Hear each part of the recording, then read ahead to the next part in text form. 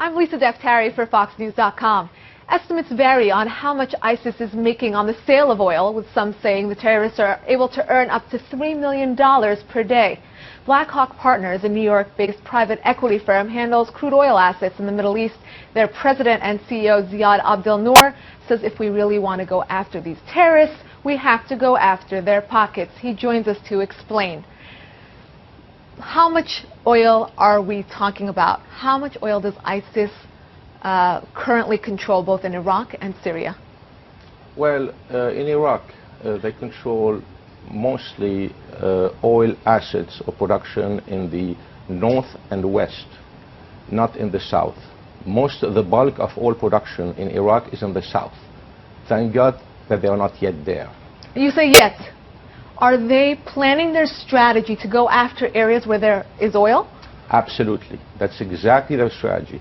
They realized, finally, that the only way to have a say in global politics is to control oil and money and be totally self-sufficient. Self-sufficiency is the key.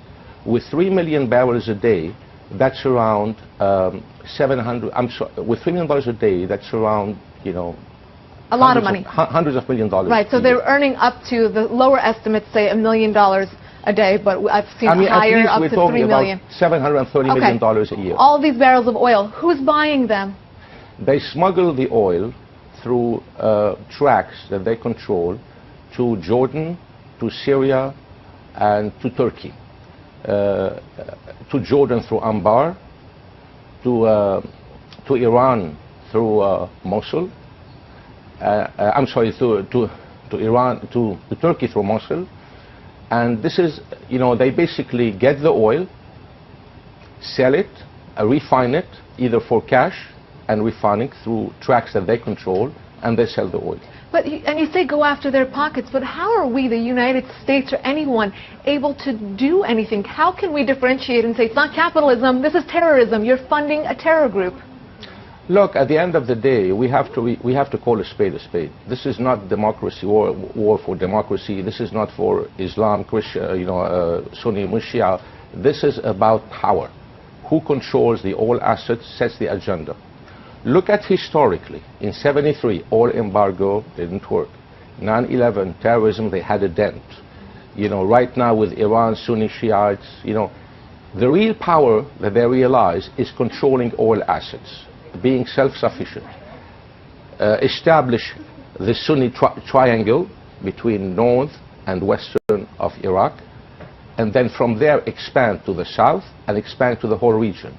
If they control the peninsula, we're talking about 40% of global oil production.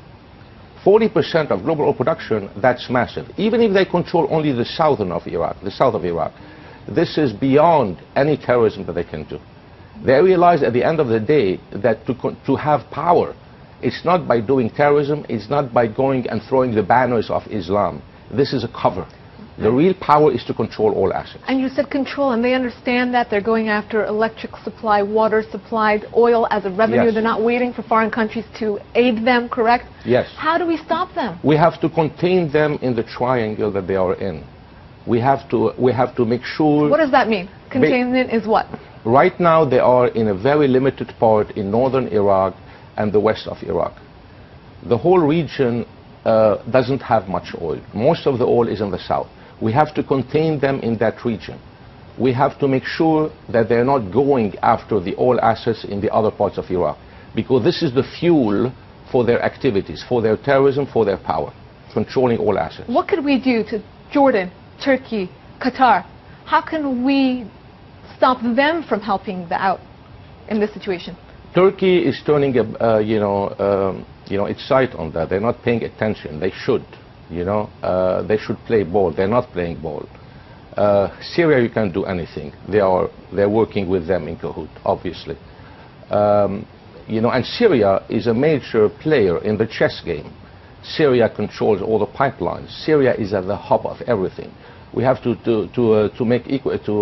give equal attention to Syria.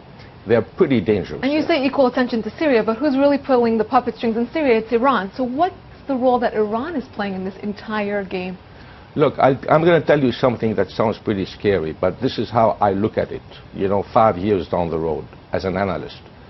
I think eventually the Sunnis are going to convince the Shiites to join the bandwagon in building the superpower that it is, controlling all the reserves there, and eventually they're going to team up with the Russians. This is how I look at it, with all what's happening with Putin. If this scenario happens, and you know what, everything is possible. I'm not going to discount anything with these guys. I mean, they're capable of everything. If this happens, they basically run the world, because they control all this oil, in cahoot with the Russians, and having an alliance of Syrian and Shiites. So what we are doing, going after with the Shiites against the Sunnis, striking a deal with Iran to contain the Sunnis, is not going to work. It's a band-aid. It's going to work right now, but eventually it's not going to outsmart their master plan. Right. This is their master plan, which I view it. You don't read this anywhere in the press, but this is how I really look at it. I think eventually, once they impose their power, and show the people, look what we've done, would you want to join the bandwagon and stop becoming a victim? And this is what's going to happen. And we enable Iran by loosening the sanctions on them and giving them more economic freedom. Thank you so much for your time. My pleasure. Thank you.